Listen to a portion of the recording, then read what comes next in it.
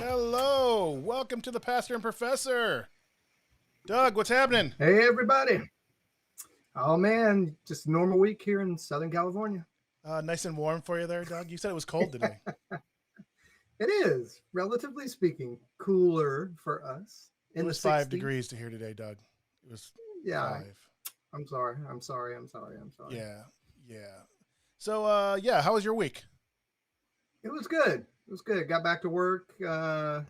Car's still kind of in a limbo place, but it's drivable. So back to the grind and making some money out there and, doing my thing on the roads of Southern California. I'm sure you're not envious of that.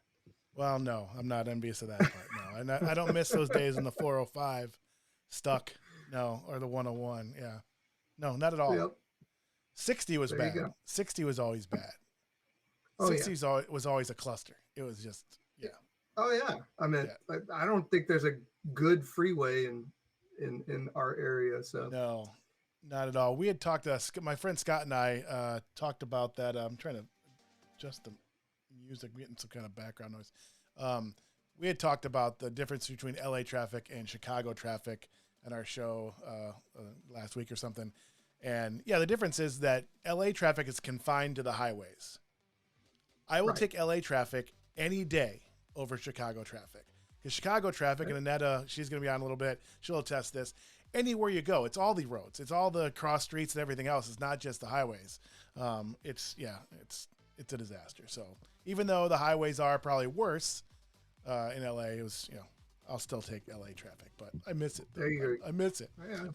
Yeah. My week was pretty good. I did a show with Juju this week. I don't know if you caught that. So I did a show on, I don't even know what night it was. I don't even know what night this is. This is Wednesday. On Sunday, I guess we did it. We did a show on the best logos and best team names in sports. And Juju ended up co-hosting it with me. Cubby was on it for a segment, but yeah, Juju did awesome. She totally rocked it. She found all these great logos and team names, and yeah, it was great. So you should, definitely check that out. So awesome. We have a very exciting night tonight because we have two very special guests. Our better halves are here. Our wives are here to join us, and we don't really know where it's going to go. We will see. We may be in a little bit of trouble, Doug. We may not get our show back. People in my family tend to hijack my show recently. Gave Ned a little bit of screen time, and now it's like, can I get on? Can I get on? Can I get on? Just joking. It's not that bad. Then Juju and everything else. But yeah, so our wives are going to join us. That should be cool. Absolutely, and it may just be a factor of people once they get a taste of our better halves, requesting them to take over. They may not have that much ambition, but they may be stars in the making. So it's a good thing I have another show. Right. We may lose this one, although she was on that first one and was a huge hit with her ridiculous take on movies.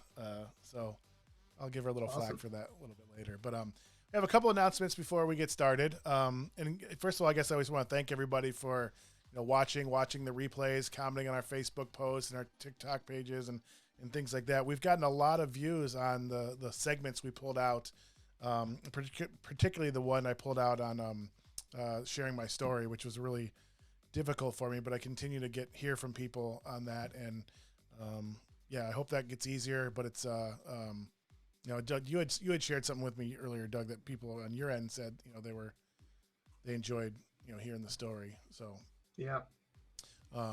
so that's one thing we want to continue to do is, we told our stories those first 2 weeks. We had Karen on our third episode, and we want to, definitely the main things we want to do is we want to bring people on and have them share all or parts of their story and their journeys and their walk with God. So I'm looking forward to that's what Annetta and Monica are going to do here shortly. And then I have some other fun things planned. And I didn't even tell Doug. I told him I had something going on, but he doesn't know exactly what. So we will go there. So a couple announcements real quick. We will dive back in. We're going to take the next 5 weeks after this episode to dive deeply into Doug's book. So we'll spend at least half the episodes the next 5 weeks and possibly more because us or one of us but we get Doug talking about his book. He might stop either. So we're going to dive into the 5 I can't even say that word, foundational identities of the church from Doug's book. So we're going to dive a little bit deeper into those over the next 5 weeks and spend probably at least half the show, if not more, on that. So we really want to encourage people to go out and get the book if they have it. I know Doug's working on an audio thing. It's not going to be out for a while yet, but he's working on an audio version. But it is available on Amazon, and if you're a Prime member, you get it in probably a day. And if you're in LA, Chicago, places like that, you probably get it the same day. And I think it's on Kindle as well if you're a Kindle reader. I don't know how that factors into your profits on that book, Doug, so I don't want to promote the Kindle part. Same percentages, so It's all good. All right, so if you have a Kindle or e-reader, you can do that as well. So I definitely want to encourage you, and we have had several people talk about they've started reading the book. I had actually talked to an old friend that reached out to us last week, and we met on the phone, and we were talking about books, so I'm sure he's probably listening tonight. So Paul, if you're there, hello. And if you are listening to us, please say hi in the chat. If you hear anything tonight that you kind of resonates with you or whatever, feel free to say put the comments in the chat. Either on YouTube, it's in comments, or in chat rather, and Facebook, it's in the comments. We will get them, and we might bring you on stage a little bit and say hello. But please, we'd love to hear from you. It makes it a lot more fun for us when we see people are interacting with the show. So definitely go out and get the book. We're going to dive deeper into that. It's a really fascinating read, an easy read. And yes, Doug, Annetta is Juju, or Juju is Annetta. She did not change her name. Sorry. All right. So next, my new show, Heartbeat Radio, was a big hit that first week. So I'm really excited about that. The next episode of that launches tomorrow. So it's actually a part of the Pastor and Professor podcasts. So that is just on Spotify. The Heartbeat Radio is just on Spotify. I have episode 2 dropping tomorrow. It's going to be every Thursday at noon. I just did say that, didn't I? I said it's dropping. I did. It's dropping. Listen to me. You're so cool. I know. So that's coming out tomorrow. I really don't know. I have several episodes, like 4 episodes that I've kind of created. I don't know which one I'm doing tomorrow. So we will see. So that's coming tomorrow and every Thursday. You can subscribe to that. And while you're doing that, the audio version of our shows are now available on Spotify, Apple Podcasts, and Google Podcast. So if you are in the car, driving around LA or Chicago for lengthy times, or mowing the lawn or shoveling the snow up here, you can listen to the audio-only versions of the shows as well. There's a couple glitches in there because it's, we've designed the show for video, but we're going to be more conscious of that as we go. So anything else you want to add, Doug, or talk about or say or shut me up? I'm good, bro. I'm ready. Let's take the next step here. What's that line in Major League? He's not the best color commentator in the league for nothing, folks. That's right. All right. Let's have Netta and Monica unmute themselves. And we are going to bring them on stage. Get Monica unmuted here. Hello. There they are. And there they are. There are our beautiful wives. Hold on. Hello, everyone. I have to get the applause button out. I think it's the only sound effect I have in the show. So, welcome. Thank you. Say hello. Say something. Thanks. You're going to make me pull Nice teeth to all see day? you. We're here. I can do it. I can do it. So thank you both for coming on the show. After last week's show, we kind of set this up like immediately after the show, and hoping that they would want to come on with us. So I didn't really tell Annetta till today or yesterday. So I didn't really get it confirmed. But she's a trooper. By the way, you're going to come on my show, which again, she can act like she doesn't want to, but she has the bug now that she's done the first one. It's out of my comfort zone, but I like it now. Yeah. So it's now that I've stepped out, it's like now it's no longer a risk for me, and I can come back on anytime. Yeah. Well, you've done great. You've been a big hit, and that's why I say I'm worried about you're going to take over my shows. But so I am her level's high. Yeah, I know she's a little high. I don't know if you can turn your mic her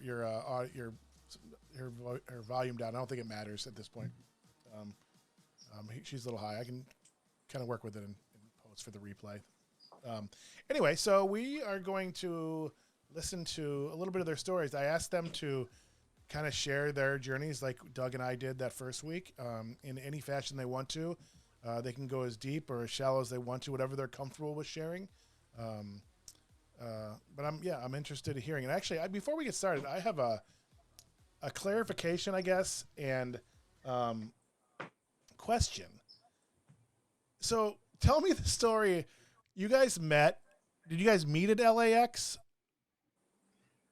Not initially, but in the span of the 3 days where we did meet, that was the last place we were hanging out. And after 3 days, you asked her to marry you?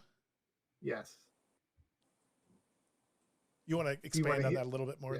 I will. It's a God story for sure. I was the lead singer. Obviously, we've looked at pictures already of a Christian heavy metal band, and we were coming out from Virginia to LA to do a showcase. And we got introduced at our first concert, which we were there to do a showcase for this record label. And we ended up playing a show down in Escondido in front of about 5,000 people, opening up for 2 major Christian metal acts.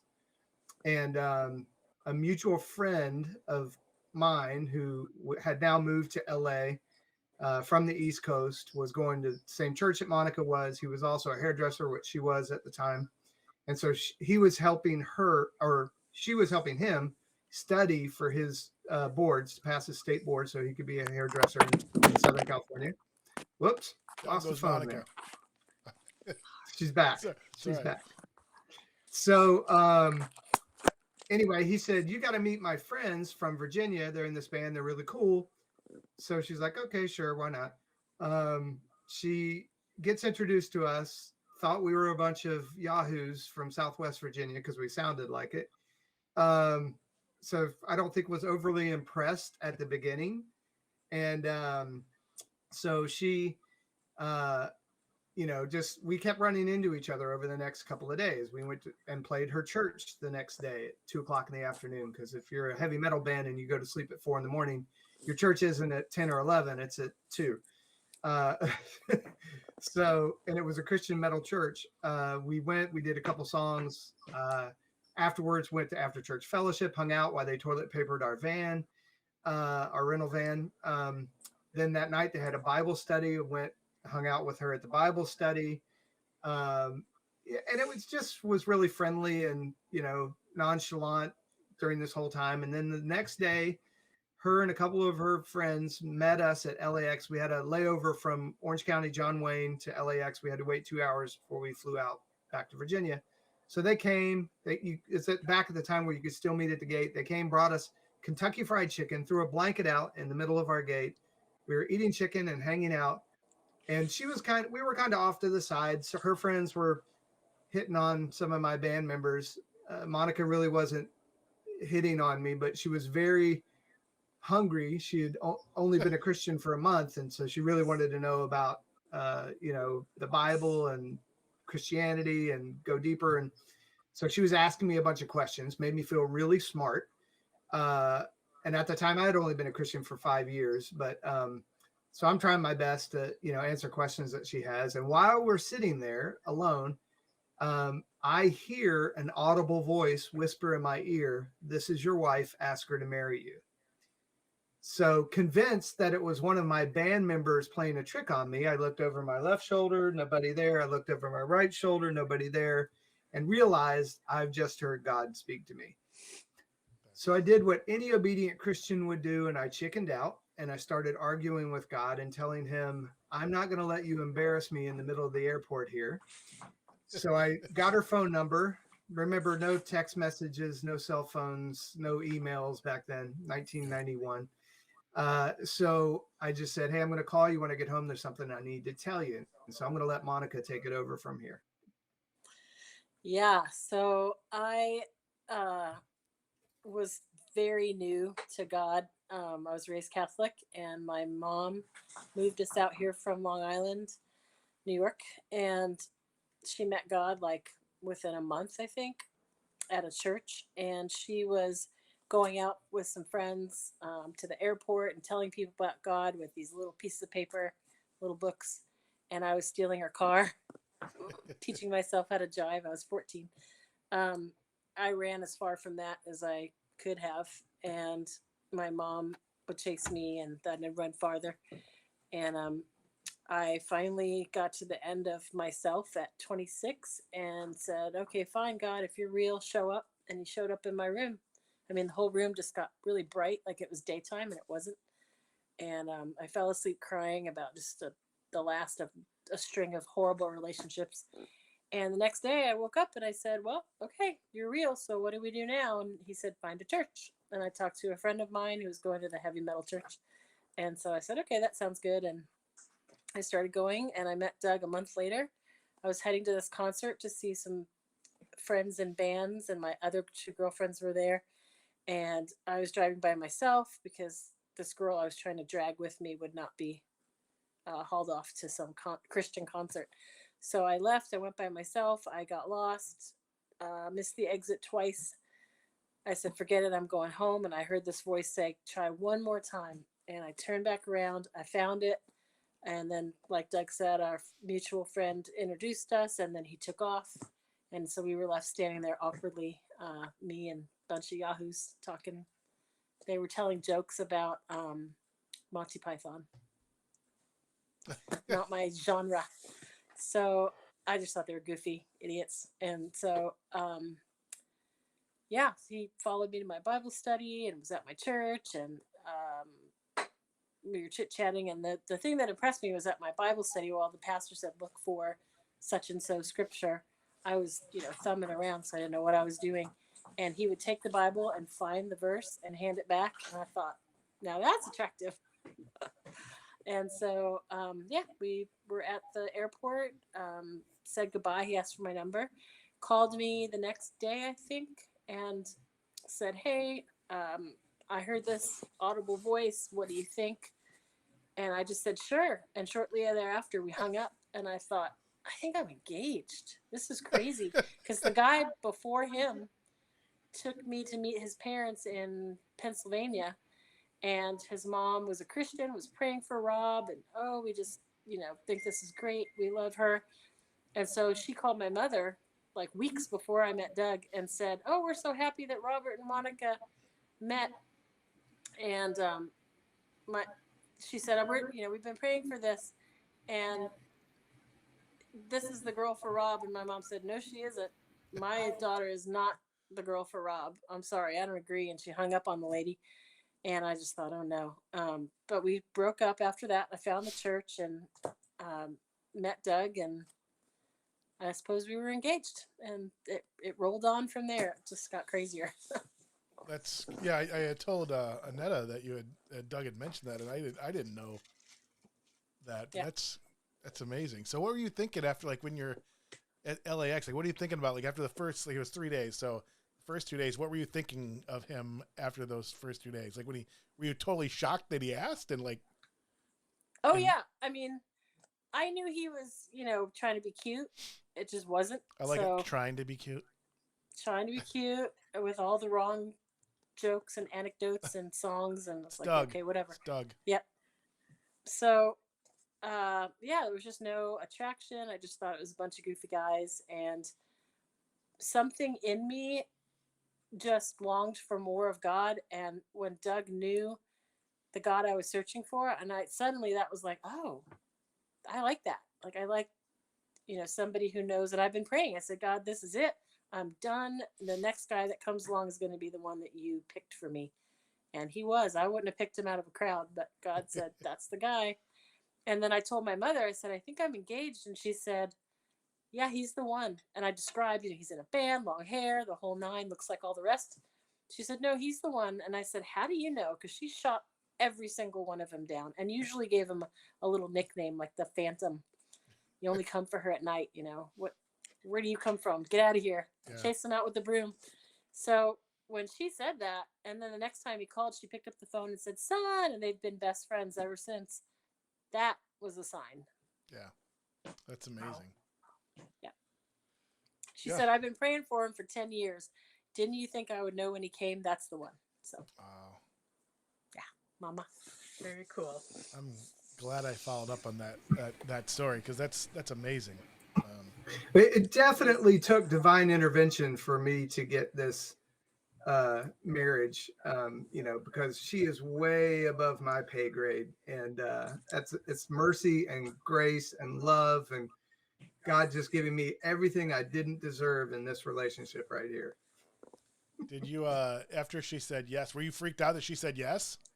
Yeah, I was not expecting that. My whole thing was, and why I chickened out in the airport and waited to call her when I got home, was if she starts laughing uncontrollably, I just hang up and save face. When we never have to see each other again, right? Yeah, yeah, it's a lot of pressure now. But now she has to get to know you. Now it's just like, oh, she may change her mind. How long was it before you actually got married? Well, we met in October of 91. Is that right? Yeah. And married in February of 93. So we did some courtship through letters and very expensive long distance phone calls. And then she flew out to LA. She flew out from LA to Virginia. I flew out from Virginia to LA, met each other's parents. I moved her to Virginia in August of 92, and we did premarital counseling, and then got married in February of 93. It's crazy. So a little bit over a year. Yeah.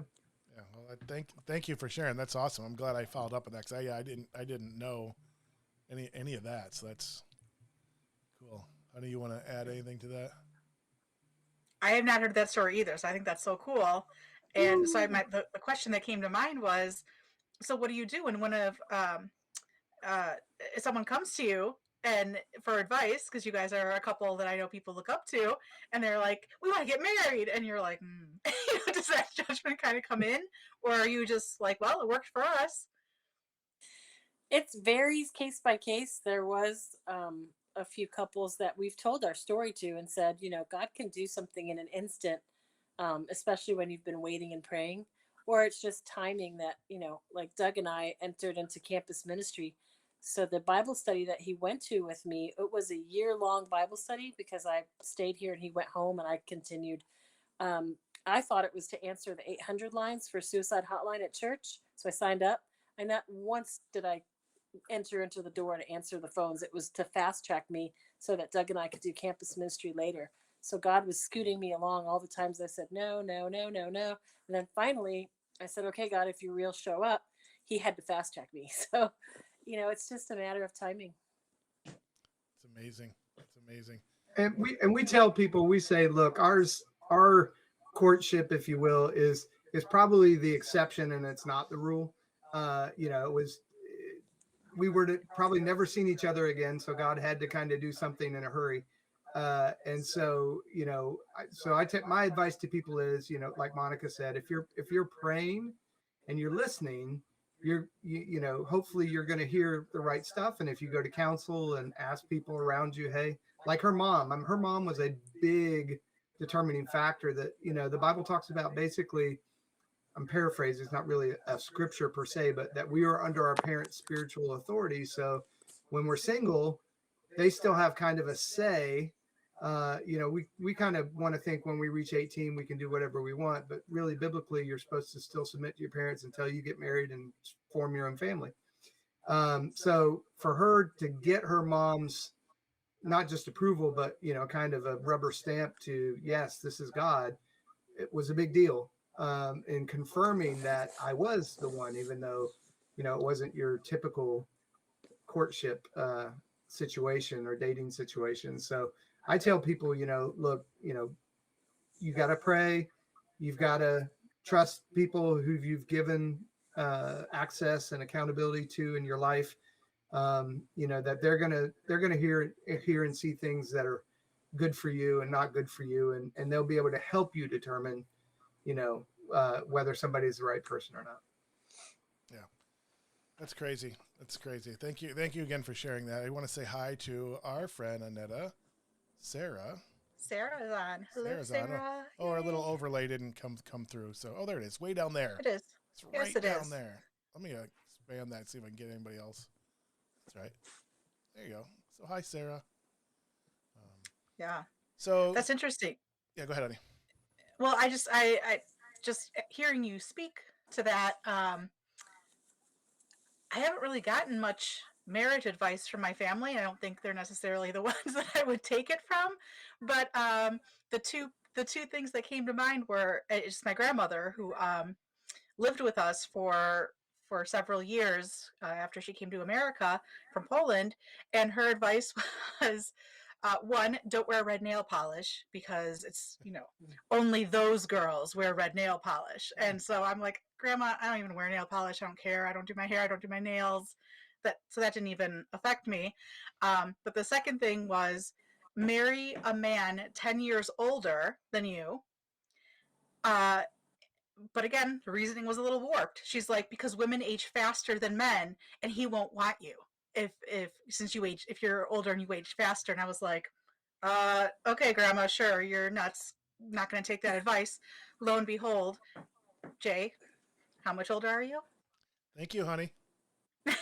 10 years. So that advice, it got ingrained into my subconscious somehow. Yeah, we've already established that I'm older than Doug. Wiser. Yeah, that's true. I mean, I'm not a Cowboys fan, so sorry, went there again. So yeah, Monica kind of jumped in there a little bit on the story, honey. So what you want to tell or at least start a little bit of the story how we met, because we had both been married previously, and I'll just kind of start on my side of it. I was, again, 10 years older, so I was in my 40s, and I was always a family guy, and I always thought I'd have lots of kids and so forth. And I was married for 10 years previously, and at that point, I resigned myself to being alone. I had, that's, during that time I had some of those long battles I had talked about that first episode with God, and it wasn't really about that. But I was just, I was over the course of 3 years or whatever it was, 4 years before Annette and I met, I was resigned to, be alone. I mean, not alone, but I wasn't going to get married. I was going to, use my time elsewhere. I remember I went through the Perspectives class to go on mission trips and stuff through Park Church in Chicago. And I didn't know what I was going to do, but I was going to be alone. And I was really sad that I wasn't going to have kids. But I was teaching. So I'm like, all right, well, I get to be around kids with work and so forth. So, and then you came. Yes. I had also just gotten out of a divorce, and it was strange because I had lived with my mom until I moved in with my husband. So I had never been out on my own, never had those experiences. Doug too, right? So never those that like responsibility. It was like I worked, I had my jobs, I paid my bills, but in terms of that freedom, it was just different. It was different moving, always living with someone. And then after the divorce, I lived on my own, and my friends were like, you have to start dating. And I was like, I don't know. But I ended up going to, so I took the year after the divorce to really work on myself, my relationship with God, my relationships with friends, with family, and kind of doing my own thing. And that was actually one of the best years of my life after such a painful experience. And I just remember going to, one of the things that I decided to do was I went to the dentist, and the dentist, as she's working on me, she wanted to get a impression of my teeth. And so she put this blue goop in my mouth and like had like this jaws of life type thing kind of holding my mouth open. And I had joked with her and said, my friends have been telling me that it's time to start dating, and that they were going to make an online profile for me. And I started laughing, and she's like, don't laugh. That's how I met my sweetie. I met my sweetie online. And she gave me the online site. I went, I signed up, and nothing for a year. I met a lot of nice guys, but didn't really feel a love connection with any of them. And it was the last week, and Match.com was having a like crossover free weekend with the site I was on, and Jay just happened to pop up. Wow. Yeah. We were literally like 7 days away from just like, no, this isn't working. Not going to do it. And it was a similar story. My friends, I was going to be alone. I was consigned to be alone. My friends were like, no, so my friends made me a profile on Match.com. I didn't even know. And it was out there for a while. It was probably, a month, a year, or whatever, a couple months or a year. And then I looked at it finally after a year it's being up there. And I looked what they wrote. I'm like, are you kidding me? Of course, I rewrote it, and it was 19 pages long. I was just like, listen, I'm too old for this crap. This is what I like. This is this. And that's all I did. I didn't look. I didn't swipe left or right. I just undid my profile. And then, like Annetta said, they had a weekend or whatever it was, a crossover thing with chemistry.com, which I have to say was kind of a much better thing for me, because meeting people and stuff, I wasn't into it. But with chemistry, you didn't get to see pictures right away. Oh, no. They did it a whole, like, I actually really liked the way they did it. I don't know if they're still around. But, like, they had I just even remember the online, like, survey, the onboarding survey was just so long. And I'm like, geez, how many questions are there? Because they wanted to like scientifically match you up with your perfect match, and so they asked all these Wow. questions, and you weren't allowed. It wasn't just a swipe left or right thing based on looks. It was like then you finally got to see their answer to like three of their Yeah. questions, and then after like a certain amount of time, you were able to send an email or a chat to them, and so it was a pretty long process. So we were talking for a while before we actually Yeah. Before we even met. saw pictures of each other. Or saw pictures of each Yeah. other. Because it was email first, and then it was eventually pictures, and then Mhm. Yeah, or maybe they showed one picture. I think you were allowed like one picture, one profile picture, but it was like a. was it the one with me I and don't know. Brutus, honey? Was it the one with me and Brutus that you like? Was it? I don't know. I You don't always remember. said you liked that. You lied to me. You said it was No, the I do picture. like that one, but I You just said it was I don't me know and if that was Brutus, the my little one. stuffed Brutus from Ohio State, and I had a hat on and my Indians. Yeah. So anyway, so it's interesting. So when I hear people that's something else that like my family would have never even thought of, like, what, online? That's crazy. You're just going to meet a murderer. And so it worked out. Yeah, it did. So, yeah, since you guys, maybe it's not as romantic as Doug but things went quick for us too. After that, especially because we didn't really see each other a whole lot. We saw each other, we went on a few dates, and and then you went to Vegas or something, and I went. I don't know. All of a sudden we didn't really hang out much until the night of the bike was stolen. I think was. No. But you know what? So, but the thing I do remember is, so after my divorce, I did actually rely on my family's advice for marrying a believer. Like that's what I needed to do, because my ex-husband was I don't know if he was started out as an atheist or agnostic. He just, there was zero church involvement. I think the family had, went to church on Christmas or Easter, but I think that was mainly for show, versus actual wanting to form a relationship with God. And so it was just, it was a totally different experience. I grew up Catholic, and to go from full on everyday involvement with God to like, nope, the partner doesn't. It was just different. And so I really wish that we had gone through the premarital counseling, just to ask those questions that were tough, and that they did pose problems throughout the relationship. So that way, when I met you, Jay, we started talking, and I don't know if we immediately started talking about God, but we did talk about spirituality. We talked about spirituality. I remember talking about that. Yeah, for sure. Yeah, and so we kind of, and just the idea of, maybe we didn't know exactly what our beliefs were, Right. And yet we were willing to explore that together. And I think that was a huge part of it, and the reason that I was attracted to you is that openness and willingness to kind of ask those questions and dive deeper. Yeah, I do definitely remember talking about it and bringing it up, and said similar to what I said that first episode. Is like I always felt like God was walking beside me, and it's my faith was always very personal. A lot of people didn't even know it about me. I hear the kitties in the background. The mongrels, they want out. They have a couple kitties at home. So, so thank you for you guys sharing that.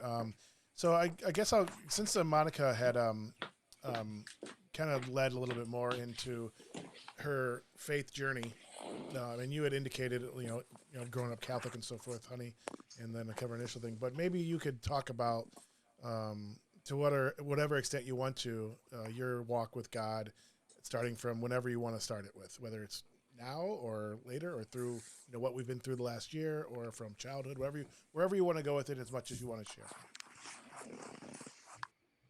Sure. Yeah. So, I mean, I guess, so growing up Catholic, I don't know, Jay, I think I told you, but my mom initially wanted to be a nun. Yep. She grew up in a small Catholic area in Poland. So she was born and raised in Poland, a small little village. And it was, just grew up wanting to be a nun. And I think I don't know the full story, but I think the family pressured her. My father kind of pursued her, and so she chose to get married and have kids, and she came to America, but still very much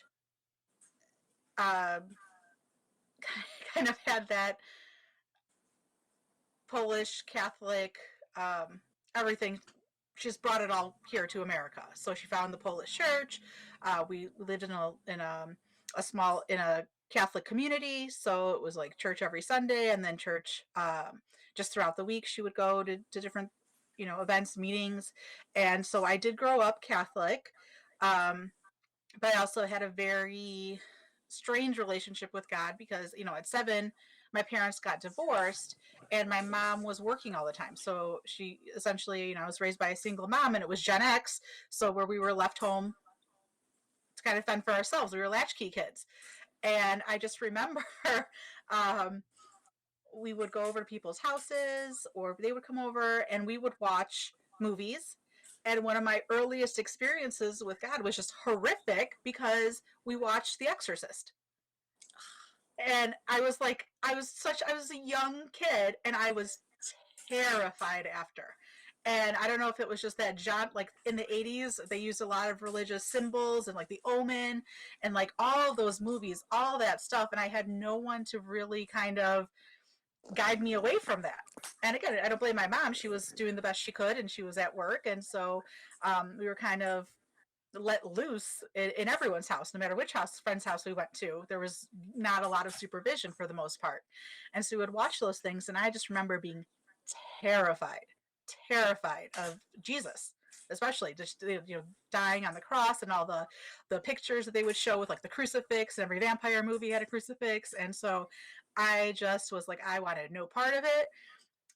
And so, but I didn't end my relationship with God. I pretty much just turned to the angels and saints and Mary. So those are my go-tos. So I'm grateful for the Catholic Church for having like those options for me, where Jesus was not my only, go-to. And kind of that's where it was. So from then until now, it's just been kind of working through all that, redefining my relationship with Jesus, and eliminating that shame and that fear and that guilt. And I know with Catholicism, you hear a lot about that, with that shame and that guilt component. So that's kind of where I'm at. And there were always ebbs and flows of, there were days that I would go to church. Even through my divorce, I would go to church 3 or 4 times a week, just whenever there was a mass, just to feel that community and that presence. Not necessarily that, I felt I needed to go outside. I know that, God is with us always, and those things. At the same time, I needed that community and to know that I wasn't alone. And then one day, my mom and I aren't super close in some regards, but I remember her telling me the story that one day she just was at home alone on Christmas, because it was one of the first times that we had gone to see my dad and his new family during that time. And I came home because we had forgotten something, and I just found her at home crying, and I never had seen that emotion from her. And so I just, again, as a kid, I felt guilt. Like, I don't know, do I leave? Do I stay? I don't know what to do.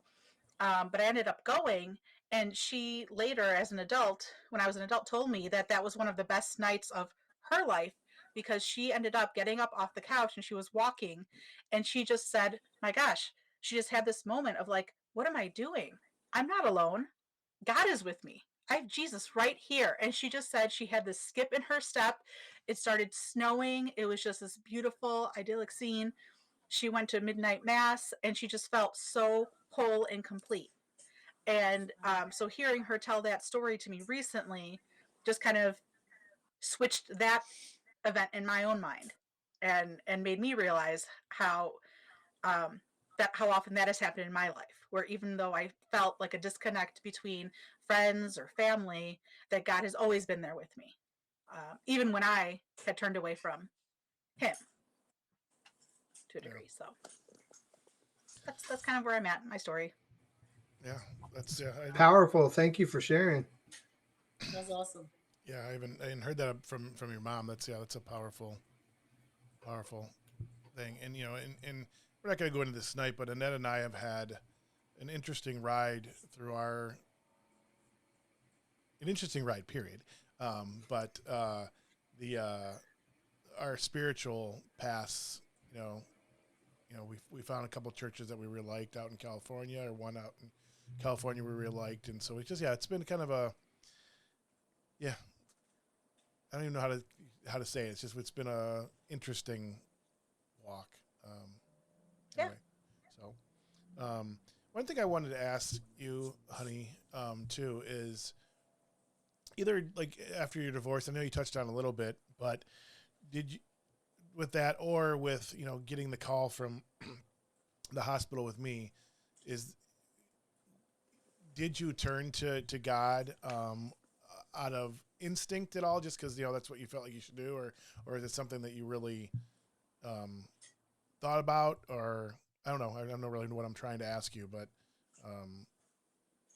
did you lean on God in those times, or is there other times that you really felt like you were leaning on Him, not just doing what you're supposed to do as a Catholic or whatever?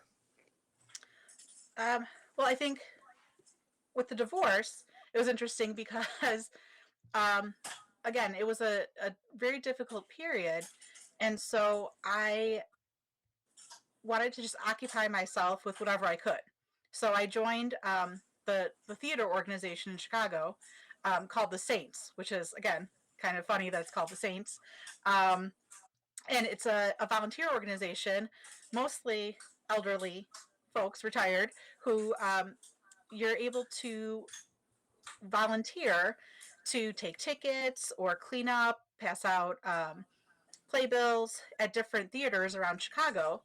And in exchange, you get to see the shows. And so, again, awesome. I didn't want to be home in my apartment by myself. And so I ended up signing up for that and going to 3 or 4, 5 shows a week sometimes, just to kind of get out, stay connected with people. And it was phenomenal. I absolutely loved that.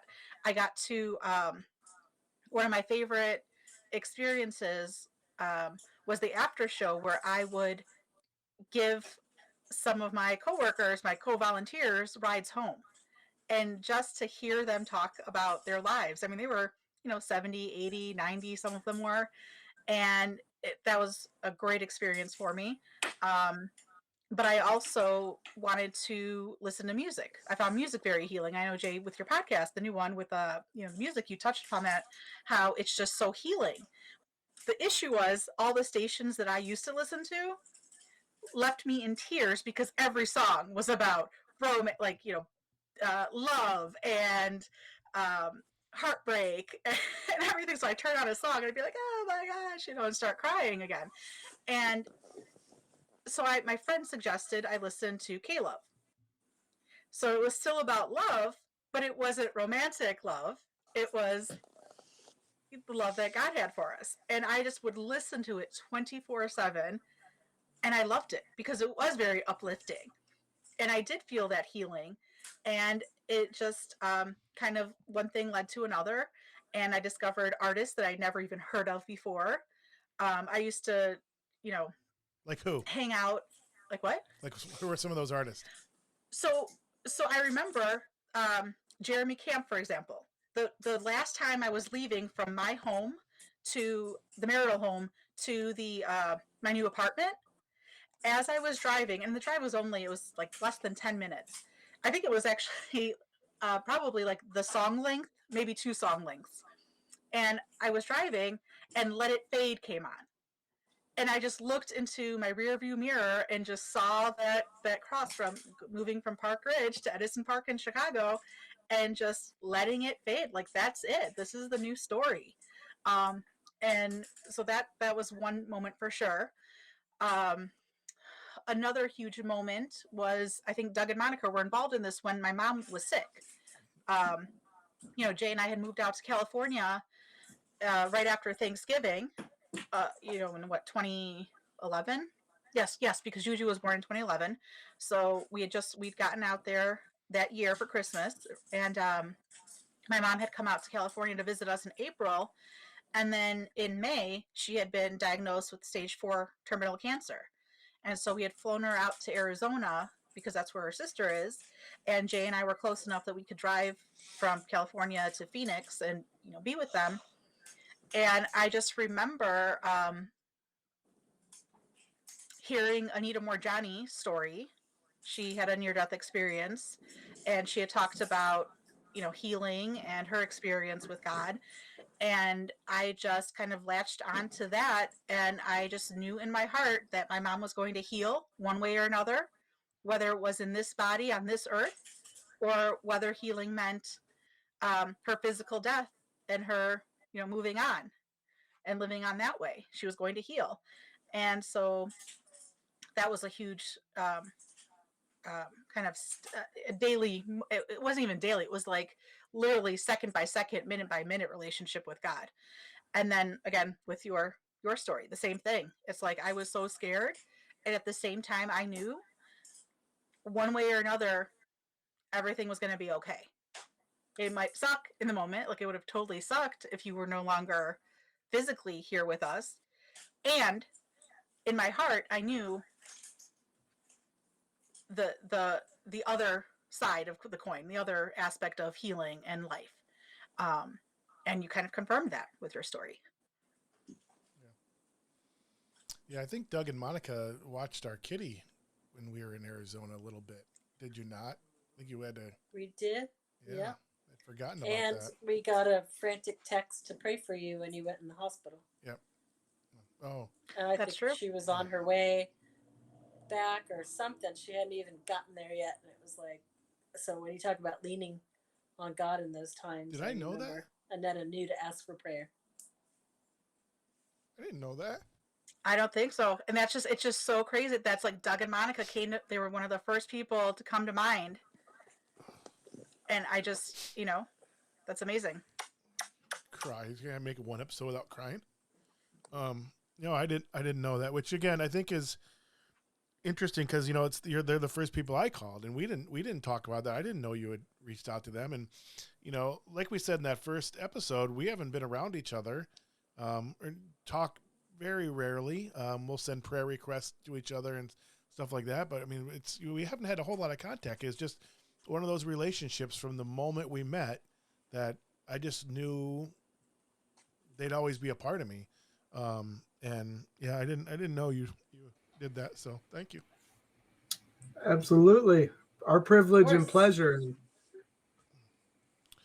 All right. So,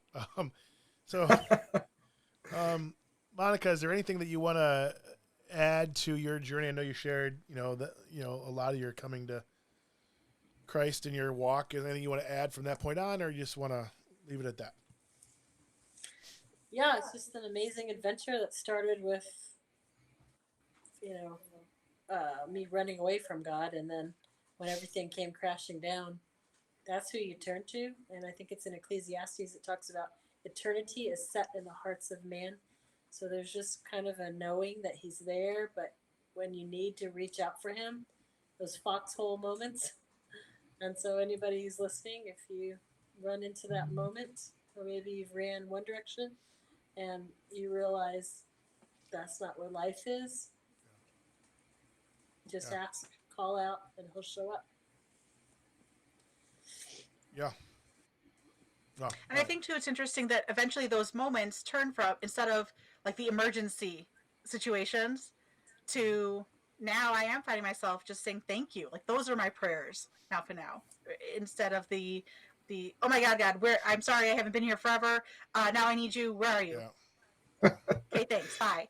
Praying for this Brown is Super now it's like an Bowls. everyday kind of gratitude. Like, wow, eyes are opened to the blessings along the way that aren't that dramatic.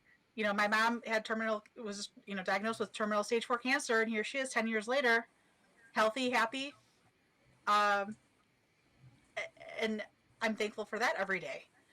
And there are those little moments that I'm just like, oh my gosh, this next breath, this, cup of coffee, these little moments where now I feel like I'm running toward God, as that thank you instead of I need you emergency. Yeah, I think that's been, I guess I didn't know I did that quite as much, but But yeah, definitely since the heart attack and everything I've been through last year, I mean, I still have all those questions that we've talked about that I'm dealing with, but yeah, it's for me, it's the joy of him being with me and all the gratitude and all that stuff. It's a different thing. It's a daily, it's a moment by moment. It's different. I feel him differently now than I did before. Even though I always knew he was with me, I always knew without a question he was walking beside me. Now I can feel it every step I take, and I'm grateful. And it's it's a happier, more joyful walk since then. But hello, Kitty. So Doug and Monica. So I have a question. So when you guys meet someone too who, you see the miracles in people's lives, big or small, and they attribute it to coincidence. Like, oh, yeah, that I don't think we realize how much God's been there until we know him. And then we look back, like our family was robbed when I was little, and there was cash on the table. My mom was going to buy a car, single mom. All she had was on the table. They came in, broke into the house, took our little crappy jewelry, Mickey Mouse watches, whatever, and they left the cash. And we didn't realize that was him. You'll look back and see all those moments where he carried you that you had no idea.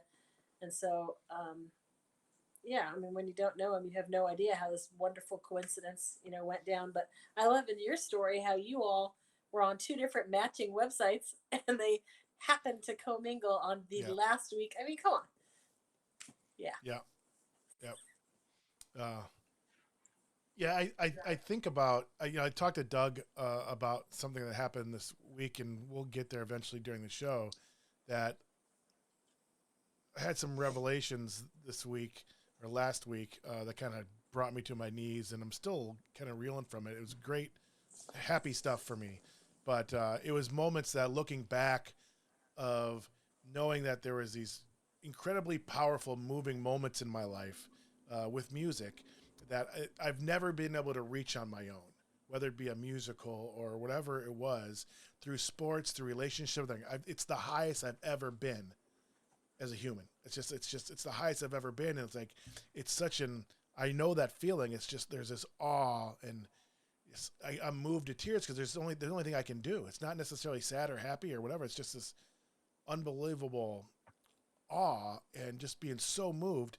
And now I know that was God. It's like, it was just, it was, we'll talk about this some other time, but yeah, looking back on those moments that you didn't know if he was with you. And again, I didn't necessarily think he was ever not with me, but now I can look back and say that was a moment where he was standing right here.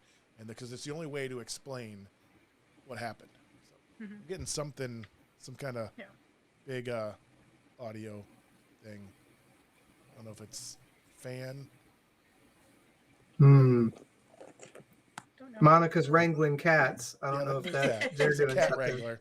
All right. So hey, Doug, you wanna talk, or you wanna just sit back, or Well, I'll throw my 2 cents on Anetta's question. About the coincidence thing, and it really is the case, like Monica said, that not just hindsight is 2020, especially spiritual hindsight is 2020. I don't think a lot of times we see in the middle of what we're going through, but when we get to the end and we look back, we it's like the footprints in the sand, right? We can see God at work and see God's hand in things, and or protection or whatever it is, where we know, wow, we may not have been aware of it, but he certainly was there. I mean, so we've got Jay, who's actually died and went to heaven and come back. I met Monica, maybe a smaller miracle, but still a miracle, was healed of cancer. So those type of events, I think if people, have intellectual and spiritual honesty, they'll say, look, there's got to be more. I can't just keep chalking stuff up to coincidence or fate or the universe, pulled something out of its hat. Ultimately it's God. And, and my prayer is that, God will open people's eyes to those type of things. There's only so much you can ignore. I will say this, the danger in constantly, giving a stiff arm, spiritually speaking, and keeping God in this, place of, I don't really believe in that kind of stuff, is that the Bible says when we do that, Romans chapter 1, that it actually hardens our hearts. And the more our hearts become hardened, the harder it is for God to make himself known to us, or for us to see him as he's trying to reveal himself to us. And so I encourage people, you got to respond. Whenever God reveals himself, there needs to be a response, whether it's in a sunset or a moment where he has, done something. Even the small miracles, doesn't have to be a big one, or the small things that God does. Like it says, he gives rain to the righteous and the unrighteous. And, so God's at work trying to make himself known to people across the world. And some of us have, caught the revelation and we've surrendered to it. Others are still, for whatever reason, whether it's church hurts or, an abusive relationship, or, just something that didn't work out, or somebody dies, young, or whatever it is, we want to say either we blame God or God doesn't exist, because how could he let that happen? And there are answers to those questions, and some of those answers we won't get, unfortunately, until we get to the other side. But ultimately, we want to say, yes, God, you're real, and help me to understand, what I'm going through or what I've been through. Help me to heal from what I've, been through. And that's his heart. He does want to help us through that process, but he's there. And so again, my prayer is that people that are chalking it up to coincidence or whatever their belief system is, that they'll finally, understand that there is a God who has revealed himself through his son, and he's wanting to make himself known to every person on this planet. Yeah, that's a great. And I'd actually like to dive more into that topic at some point. I'm fascinated by that, because there's just things in my life that are just, there's just no other way to explain them. I mean, again, like there's so many coincidences you can, chalk up to that stuff. There's just, again, I think you had mentioned, like you had said, the intellectual and spiritual intelligence. And that's what I kind of feel too, is like, you have to be questioning. You have to, if as an intelligent person, you got to question things, not just close your mind to, possibilities. Mm-hmm. And, I guess I get frustrated, that people sometimes can't see that, or just, don't look that way. But anyway, I am going to move us along, because we have something else I want to do on this beautiful little screen I made. So I have a whole bunch of questions. We're not going to get through them all now, because we were talking. And first of all, how great is this, honey, that we're sitting here talking with them? I know. Right? And it's one of those things where it's like, I don't really care if anybody's listening or whatever. It's just like, we get to hang out with you guys, and it's like our fireside chats. Yeah, before. I just loved exactly. it. Loved it. Those are like some of the fondest memories. So can't wait. We just need food. Awesome. We need food, and we need watermelon juice. Yes, we made some watermelon juice yesterday. Did you? In honor of what you it guys. Was about that. Like, I don't know if you feel the same way about that, honey. It's like, I just remember that. I do remember that. Can we even find watermelon here? I'm like, probably not right now. It's not like I never had watermelon juice before, but it was just like, Monica's magic touch. I feel like Monica, anything like household related, she just has this magic touch that makes it 1,000 times better. Yes. Aw, we call this the Yummy House, or House of Bacon, whichever. Bacon's a good thing. Whoever doesn't like bacon, there's something wrong with them. All right, so we're going to skip some of these. I don't know exactly what these are. We'll skip some. I do want to get to some of them specifically. Some of them we actually touched on. So these are questions. So we kind of talked about this a little bit. I didn't get my wife's but what did you think of your spouse the first time you met them? This is for the women and for Doug, and for me, I guess. Who wants to go first? Goofy. What made him goofy? His accent. I was just gonna say, did he talk like a West Virginia accent with a? Yeah, I called him a Yahoo, and then his jokes were just not hitting it. All right. But you married I'm him going after to 3 admit guilty on both counts. I still have way more of a Southern Virginia accent at that time, and also my jokes. I had no clue like that was just missing the mark so badly. But I Did should. everybody always laugh at your jokes or something? Well, I mean, we joked among the band, and that's 5 guys who had a common interest in something. But Yeah. I just I missed it badly. Obviously, when I saw Monica, I thought, "Wow, Lord, this would be amazing." Again, Yeah. She was way above my pay grade, so that was my first impression. Okay, honey, real quick. You were in your phone a lot. See, I knew you were gonna go there. I knew you were gonna go there. That's such crap. I was like, So first of all, before you even start, this woman, I understand all these young people, like these young people that work for us. See, I moved my camera. Did you see that? I actually moved the thing over. I gotta move this back now. She's obsessed with her phone. She's like a 16-year-old. She's on her phone all the time. I am addicted. Yes, I know. I'm addicted. Like, no, because but we went to a restaurant right down the street from us where she met. She came. So my first impression was you had that red leather coat on. Again, I'd only seen pictures.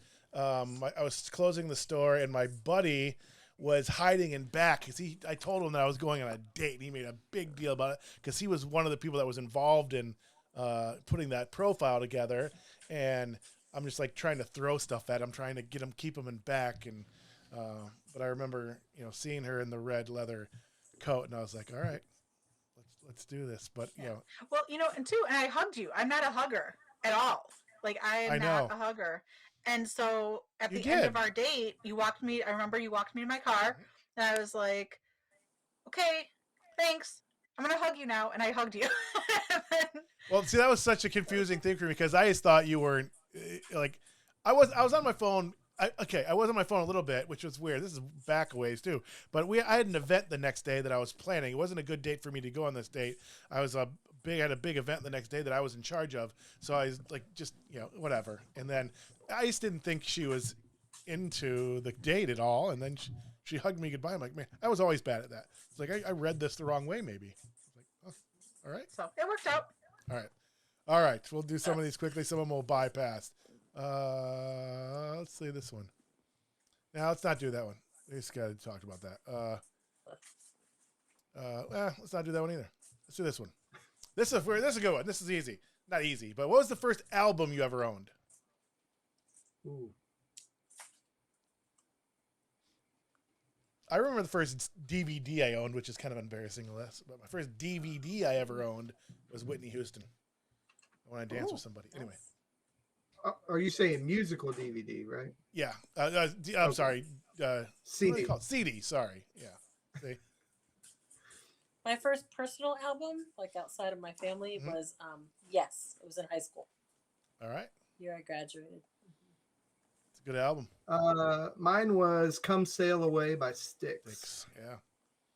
That's a good. My brothers had that, and they played it all the time. Yeah. What about you, honey? I remember my first cassette was actually the Kokomo single from Cocktail. And then I bought it at Walgreens on a whim because someone said I don't listen to music. I was like, you know what, I don't. And so that was at the cashier stand at Walgreens. And I was like, it's like $2, I'll buy it. And then my first CD was a Christmas gift, and it was Club Dance Hits 97. And I still have it, and I love it. Those are always good. Those are always good. My first album was not an album. Doug. Mine was an 8-track. It was the surprise. Mine was the 8-track of Grease. Yes. The 8-track of choice. Grease. All right. Now, I will say this. My sister owned that, and between her having friends over and just me and her, because we were closer in age and I had 2 older brothers, we probably played that Grease album 100 times and did sing-alongs and dance-alongs every single time. Can you listen to it now, or do you like it, or do you OD'd on it? Oh, yeah. I still love the songs. I mean, that's kind of at that age, it made a really big impression. So you're born to the hand job, baby. It's awesome. It's awesome. One of the camp weekends they play Grease. It's a 50s, 60s sock hop week. Anyway, all right, yeah, let's go. So you guys are actually luckier because on the way to school every morning, my friend Eileen would drive us. The only stipulation was every single morning we would listen to the Grease 2 soundtrack. You like Grease 2? Every morning. The worst sequel ever known to man. Let's bowl tonight. Adrian Zemet. Oh, that was awful. That was completely awful. But Adrian Zemet is also a big advocate of education, so we'll give him props for that. He'll be forgiven. All right. Would you rather be loved, respected, or admired? Loved. Yeah. That's easy. Loved. Yeah, me too. Me too. That was a no-brainer for me. All right. Here you go. I already know the answer to some of this. Was there an embarrassing fashion moment in your adolescence? A faux pas or something, like an embarrassing thing, or Doug actually washed jeans or something? Well, I'll say this. I grew up in the 70s, so that was just a plethora of embarrassing fashion moments. But I'm going to go with something different. Hairstyle. So when everybody was wearing the hair long, late 70s, still, I think, I was at a restaurant and I had hair that kind of curled at the bottom. It wasn't like super curly like it was later on in my life. And I was taking my tray through the line and the manager came up to me and he says, "I'll carry your tray for you, young lady." And I lost it. Did you cut your hair the next day? No, I didn't. I just made sure I wore more manly clothes from that point forward. So, but yeah, that was my it was embarrassing. So yeah. All right. Anything you guys want to share? I can't believe Monica had any faux pas with that shit. She's like really on it. Yeah, I didn't. Big bad LA bar hair. I mean, it was the thing back then. I look at it now, it was just like big. Yeah, but at the time it was, it was good. Yeah. It was fashion forward at the time. I have none of that either. I was always well dressed and like presentable.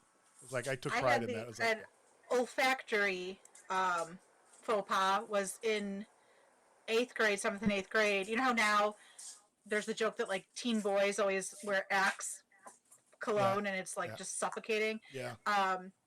I in 7th and 8th grade had a real love for like Exclamation, Electric Youth, all those perfumes that we would just Malibu Musk. I went to Catholic school and we'd have church every morning or once a week in the morning. And I just remember that whole mix of all of us girls wearing the different perfumes. It was just horrible. I have a headache just thinking about it, hearing about it. Yeah. Like a cloud following your group. Yes. Mm-hmm.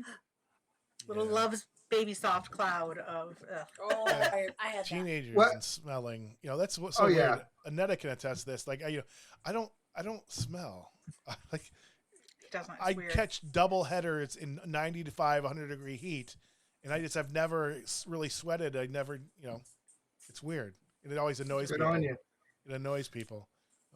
I was just going to say that middle school for the guys, that was the years we discovered Polo and Drakkar and a couple others. Both give me a headache. Halstead. And we were bathing ourselves in that stuff. So.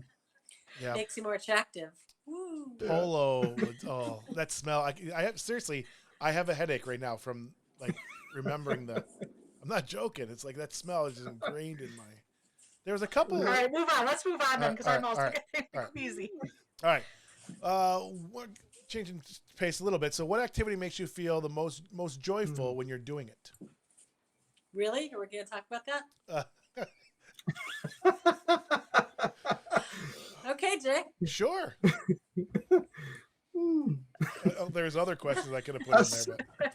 Or you can pick one of your top 3. Let's say that. Top 3. Let's go with that. There you go. I'm just asking for one. Oh yeah, one of the top 3. One. So okay, one of the top 3. Okay, I got you. Yeah. Anybody? He lost me. Your mind's somewhere else now. I love driving. Like in California, I love, even in Michigan, I love our day trips. Like anytime we just get in the car, the sun is shining, and just a new adventure. I just love that. That's one of my favorite absolute things to do. Yeah, mine would be, event, like, even when we were here going to Petoskey or wherever, but in California for sure when we explored, hiking was always great with the kids. Paramount Ranch. Mm-hmm. Paramount Ranch. But my favorite things, the thing that probably brings me the most joy is being in the hammock with my babies. I had Juju and I started in the hammock, and we'd be in the hammock for 4 or 5 hours until we actually got physically out of the hammock. So being in the hammock with my kids, and we just read and take naps and stuff that's probably the thing that I can cite that brings me the most joy. I know Monica's going to say be at the beach because that's a no-brainer. Yeah. It's pretty good. And I've got a couple things, but I'll say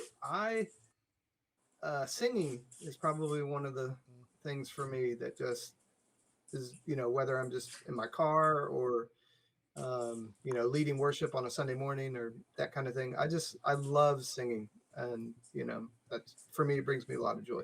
Yeah, music would be my second choice for sure.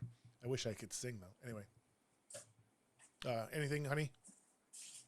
Well, like I said, the driving, and also, Okay. also the sitting around and talking like this or over a meal for hours. I love that. I feel like that was like a European tradition. Like, there's an old Polish saying that, it doesn't translate as well, but like that the happy don't measure time. And so you think of like the Spanish, like the siestas, where you just, you get the work done throughout the day. In the morning, all the work's done, but yet you have time for that 2 to 3 hour visit. Yeah, those are coffee great. and tea with friends.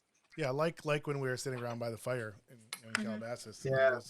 Those moments, with these guys and that whole group, and Puvy and Matthew being out there, and that was great.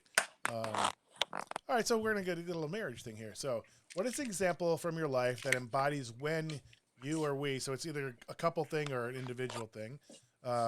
Embodies when you or we have been at our best in regards to our marriage. So, kind of a couples thing. When do you feel you guys have been best as a couple, basically? I think now. Now? Yeah. And why now?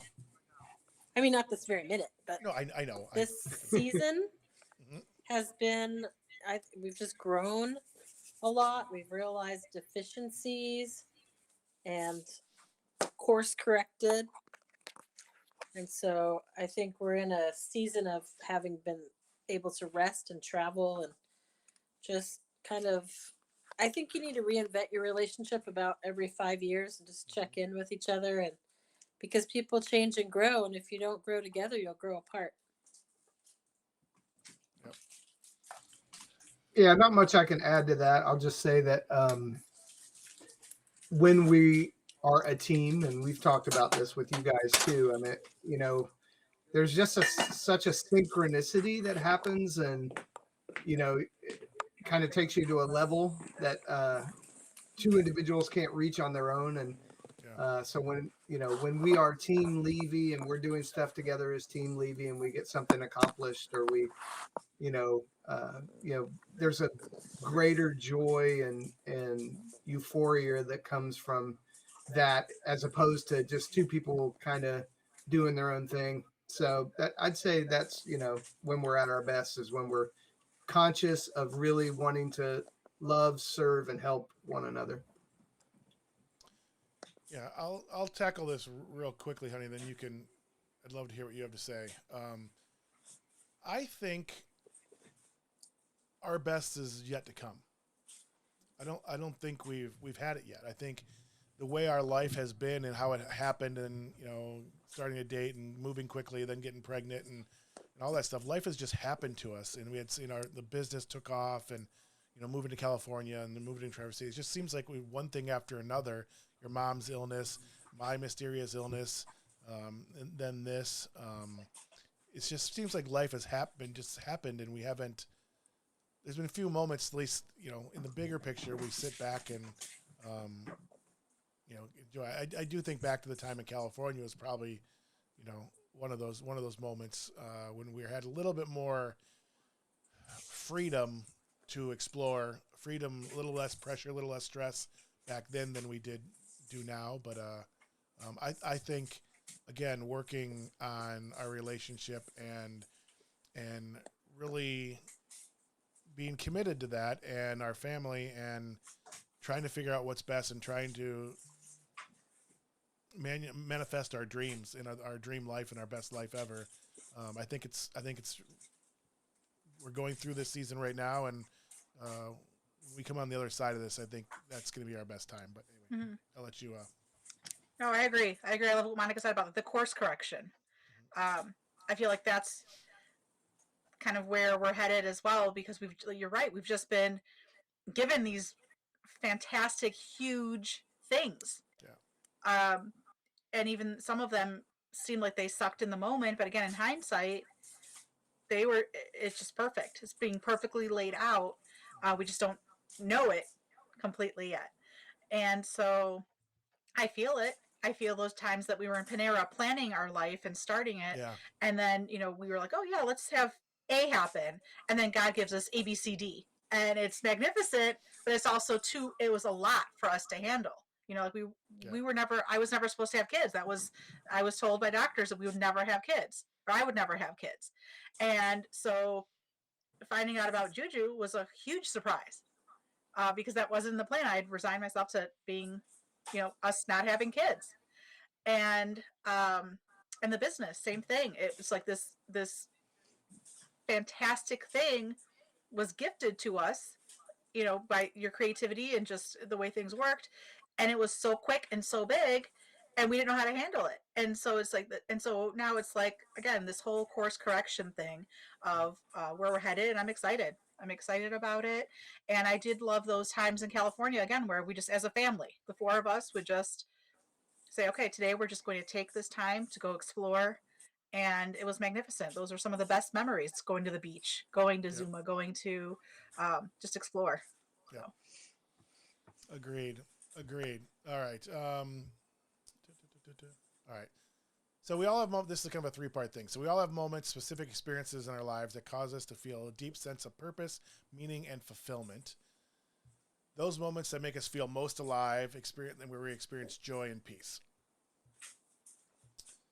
What is a specific example from your life when you felt the greatest sense of fulfillment, purpose, pride, joy, or felt the most alive in regards to your relationship with God or your faith? So when was a moment in your life, like a high point moment in your life, that you felt most connected to God, felt purpose, meaning, it all kind of coming together? I would say my first 6 months, I had this honeymoon period where I lived out in the middle of nowhere.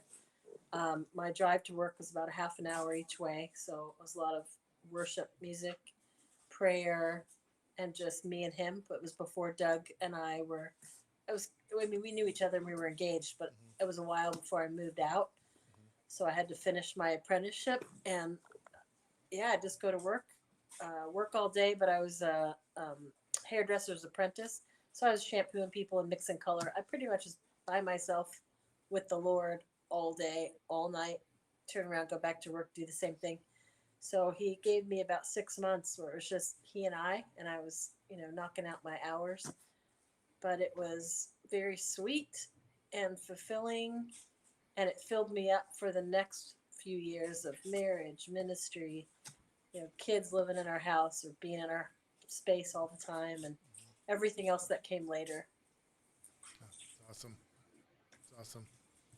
Doug? Yeah, for me, probably I'd have to, there's seasons where this has been where I felt that, and not that it's necessarily a roller coaster, but just peaks and valleys and mountaintops and valleys. And but I would say early on in my walk to making that decision just to get out of my self trajectory lifestyle that I was living as a 17-year-old, 16, 17-year-old, and surrendering to God's plans for my life. I really wasn't looking for God, but he kind of, found me. And so, when he revealed himself, me saying yes was a big deal. And like I said, just moving into everything that he kind of opened the doors for, I truly felt alive. I felt like, I was chasing experiences as a teenager to try to feel alive. But when finally God got a hold of me and I gave my life to him, I really felt alive. I felt like I was doing what I was purposed to do, and I felt fulfilled. And so I'd say that's the biggest one. And I've had several, like I said, seasons since then where I've kind of come into things where I'm like, oh, wow, this is really another thing that I'm meant to do. And so those moments have given me pride, joy, and also made me feel fulfilled. Honey? I don't suppose that making our way over to Monica's for some of that cabbage soup that she's making could be part of that. Aside from that, I think part of it is still evolving for me. Again, same thing with us as a couple, personally as well. Just, in the past couple of years, I graduated as a Fearless Living life coach. And right now I'm doing a program on positive intelligence. And it's kind of the same thing going, which focuses a lot about quieting that inner judge that we have and leaning more into the sage and looking at life through the sage perspective. And I kind of see that as the human side of us versus the God side of us and how God sees us. And am I able to then see myself the way that God sees me? Am I able to see others the way that God sees them? And so that's been a huge, huge accomplishment because there was, we've made a lot of mistakes. I've made a lot of mistakes in life, professionally, personally. And, people have said some horrible things, to me and about me. And I just keep thinking there was a time where none of that fazed me because I was like, no matter anything you say cannot be worse than what I've already told myself about myself. And just thinking about that, it hurts my heart now because when one of the exercises I'm doing now is looking at a picture of myself as a 4-year-old and seeing that child and seeing the way that God created me and that essence of just innocence and love and potential and just having that empathy and compassion for that child and being so thankful that all the trauma that she went through has gotten me here. She survived that and now is turning it into a thrive. And so I love that because having more compassion for myself and asking for support, that's a huge, huge, huge achievement, accomplishment. I feel I'm so glad that I was able to get the tools and then now use them because the more compassion and empathy that I have for myself, the more I have for others. And that's just, it goes back to that one word, love. It sounds cliche, but I think it's true. So I'm excited about continuing that work on myself and with clients and then teaching them how to use those tools and support. And again, it's changing lives one person at a time, and that's how we're going to make this world better for us and for our kids. That's speaking right to me. Thank you. I love it. Yeah. I don't know if I have a good answer for this. There's certainly been moments in my life that, again, those moments I'd mentioned with music that I feel so like God's arms are wrapped around me. Again, I see that now. I didn't before. There was just these incredible high moments that were just amazing. So I definitely, see those moments in my life, and then all the different signs we have that I've always had in my life, but that, those moments where God puts people like Doug and Monica in our path, and Tim and Loretta, that is just so overwhelming to me. I don't know if that answers this part of the question, but again, I hate, you had kind of alluded to it too, honey. I hate to be a cop-out. I do. I just feel like God has been preparing us, and we've gone through a lot of stuff. And I think we've, we're working towards, kind of syncing our steps together, and reassessing our lives as a couple, as parents, as friends, as children of God. I think we're assessing all that, and it's very clear to me that God's working in our lives. I can feel it. I can see it. I can see the other side of this. And the other side of this is everything that you and I have dreamt about and talked about, and wanted the life that we've always dreamt for ourselves. The people that not just the life, but the person that we want to be, the person, how we want to show up for people, how we want to show up for our kids, how we want to help others. I know it's a cop-out thing, because I've certainly had moments that I feel alive, which is an interesting word for me. But because in a way that I've never felt more alive right now, even still in the midst of this and still having so many questions, because I can feel it. I can feel what's next. My big concern and fear is screwing it up, and letting God do the work, and Well, I don't know. let me just jump on that real quick, because as you guys are talking about this, some people I'm just sensing, they're like, wow, you're just coming into it, right? And then maybe even have that sense about themselves, like, so I just felt like God wanted to encourage you guys, because there are some people that never get it. They go through their entire life and they're just either existing, or it's from one bad situation or one failure to another, and things just don't work out, and they never click into God's plan and purpose for them, or being fulfilled, so you guys have found that, and it's still in process. But like, if you look at the history in the Bible, it's full of stories like that. Moses was 80 when he delivered. I'm not 80, Doug. You're not, but that gives you much hope, right? You got a ways to go before you even hit 80, right? But he was 80 before he started delivering Israel out of Egypt. Paul, the same thing.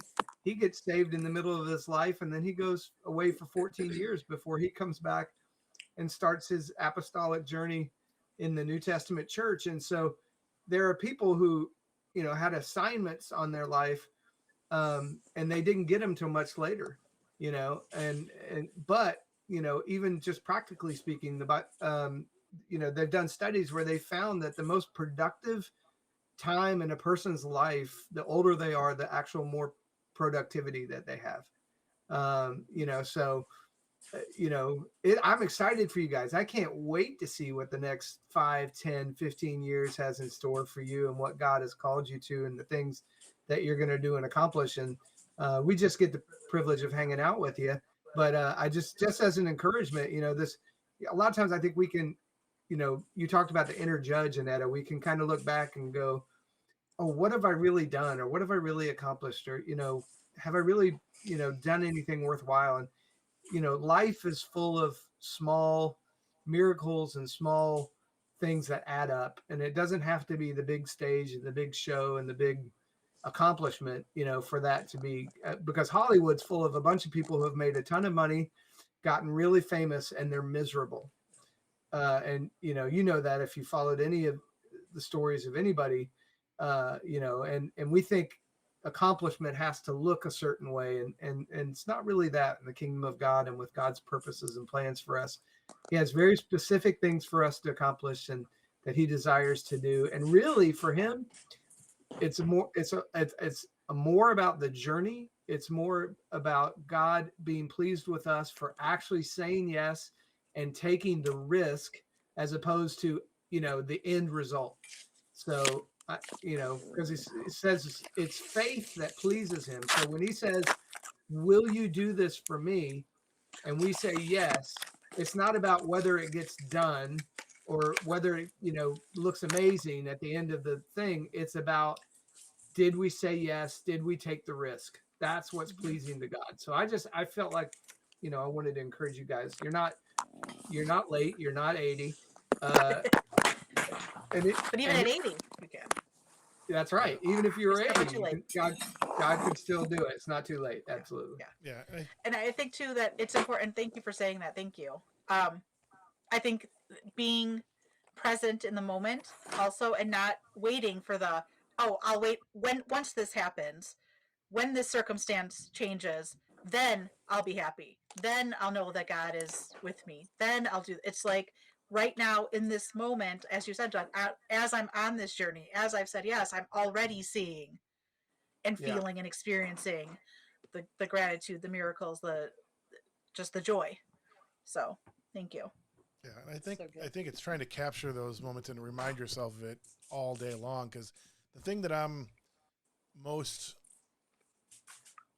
worried about, or I don't know if it's the right choice of words, it is we've been given an incredible opportunity, the opportunity of our lifetime, and I don't want to let it pass us by.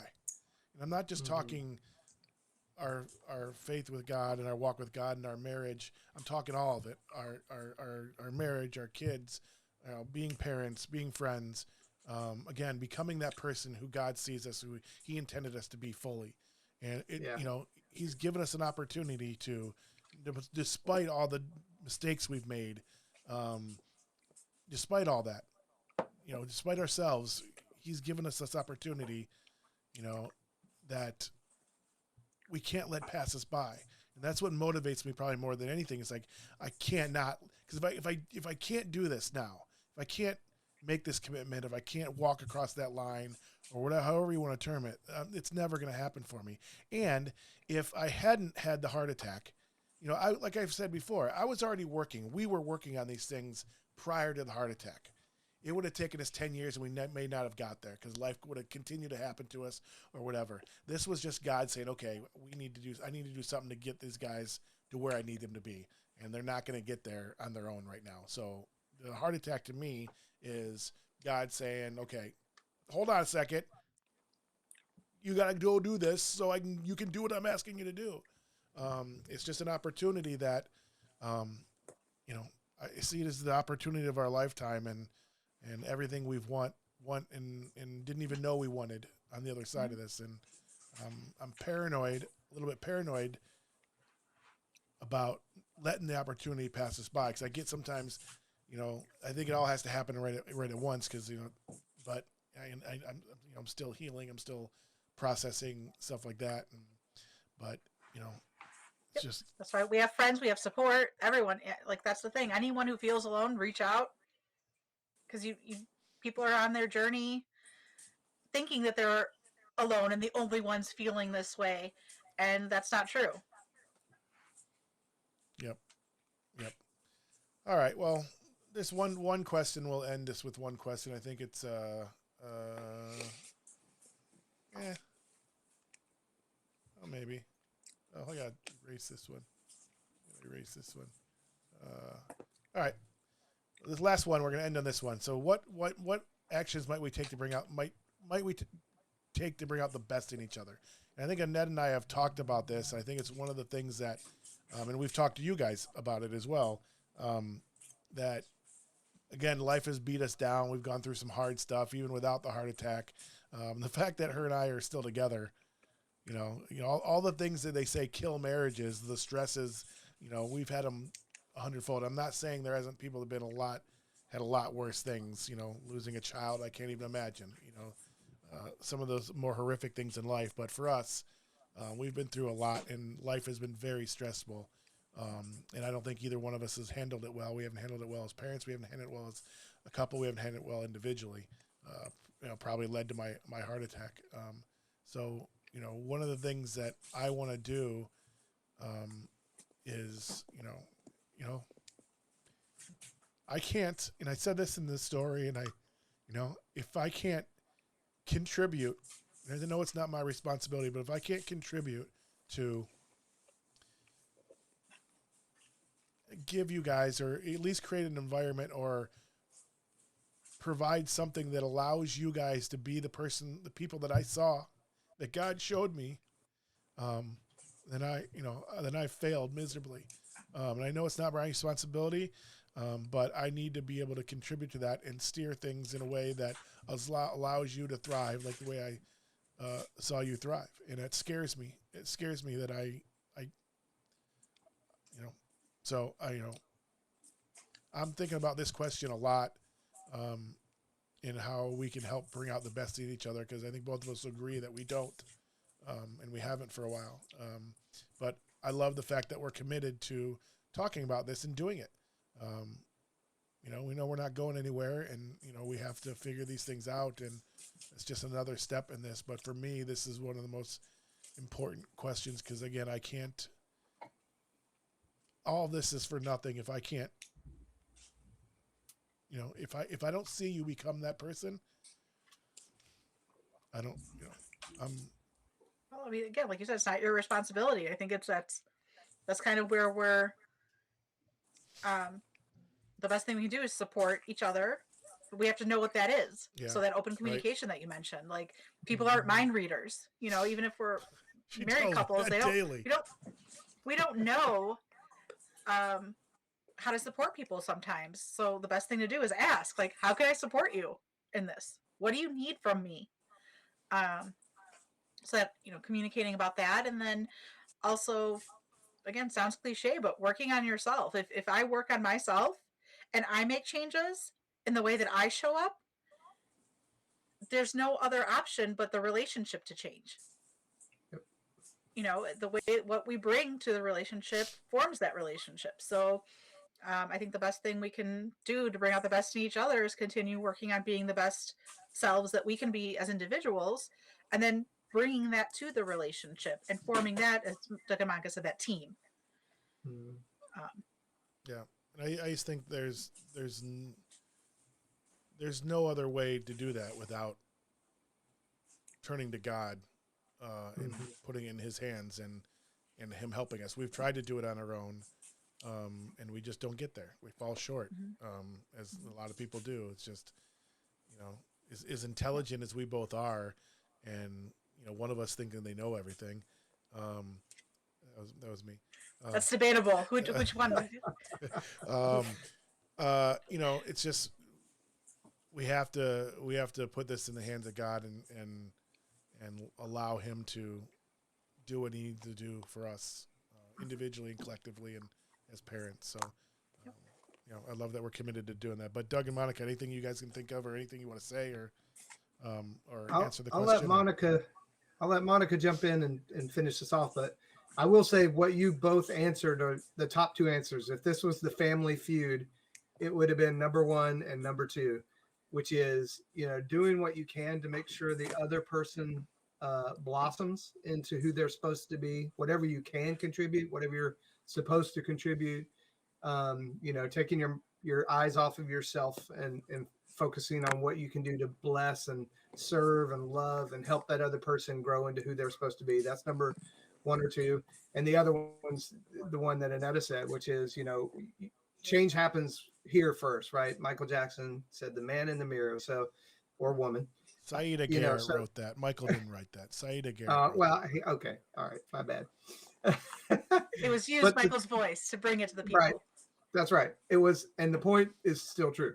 So it really does have to start with us. We have to, if I make changes that I need to make to be a better person, then it's going to affect another person in a positive way. And they're most likely going to change as a result of my change. You can't change another person by direct action. So just give up that fantasy and work on yourself. Do what you can to love, serve, and support. And those two are, again, you guys nailed it. So Monica's probably got a major wisdom, but that's where I'll leave it. Yeah, I like what Jay said, that bringing in the third cord of the strand or the rope into the relationship, because just praying together and praying for somebody, and I think remembering to ask God for help, because a lot of times, like you were saying earlier, Annetta, it doesn't take an emergency. Like we should be talking to Him about everything, and He is the third cord. I mean, we didn't just get married in front of God; we got married with God. So without Him, in Him all things hold together. without him, they don't. So just remembering to ask him and to check in and walk with him and pray for your spouse so that the Lord can give you a better understanding. It's kind of like when the football players or the whatever coach is on the field and he's got the headphones, he's listening to the guy on the top because he's seeing the stadium from a different view. So you want to get that viewpoint of what God created that person for and what that person needs. You know, sometimes Doug will do something really sweet, and I know the Lord's told him or put an impression on his heart to check in with me or do something for me. And then I can also tell when it's just Doug doing an idea that he came up with. I'm like, help was only helpful when it's helpful.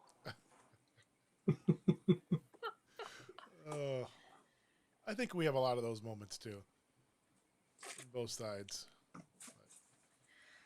Awesome. All right, Awesome. well, hour and 42 minutes. Hey, We probably could have ended before we even started the questions, but you know. I think the questions were good. I think they're going to help a lot of people. So Anyway, yeah, this was fun. Again, I think, you know, we'll have you guys on again anytime you guys want to come on or take the show over one time. And you guys do a show, just the women one night. But I think there's a lot more fun in store for us all on the show and together when we get together. And I can't wait to wrap my arms around you both. And No, get out here. so Yes. you don't want to come to the snow. We have snow. It just snowed in our mountains. My brother's up there now. 2 hours away. I miss it. Best of both honey. worlds, snow, and then go to the Why beach. did you say after. yes? Why did we move back? Why did you listen to me? Let's end it on we can't wait to see you. We'll see That's you right. soon. All right, guys. Yeah, I think we'll end it from here. We won't go to that next screen. In fact, I will move it out of here so I don't use it. Was it There the you go. dating game where they used to do this? Yeah. Oh yeah. Yeah. Yeah. It was the dating game that they did that. Anyway. All right. I'm gonna put on a little music to see us out here because that's what I do. And I'm gonna ask you, Jay, to post the prayer that I love, the difference, that poem. I don't know if you guys know. That's one of my favorites, and that's just been going in my head right throughout this whole conversation. So I feel just moved to bring that out, post it. Yeah, It's, I don't know if the I'm difference. familiar with it, honey. You'll have to share it with me. Yeah, I'll put it in the chat. It's just about asking God. Like, God's always there, ready to step in and help, whatever. We just have to be willing to take that step and ask. Amen. Are you sick of all my music, honey, yet, by the way? I wouldn't ask you that on public so everybody sees it. I play these Me, things, honey, or are you talking to Doug or Monica? you, honey. Anetka, honey. I play the same songs over and over and over. There's lots of them, but, you know. That's fine. All right. Awesome. She's eating it in front of us. All right. I know. All right. She's trying to provoke you guys to come out sooner. So Yes. Oh Soon. my gosh, I can smell it. I can smell it from here. All right. Love you guys. love you. Thanks, Love ya. everyone. We're Love you. out. Bye. Mwah.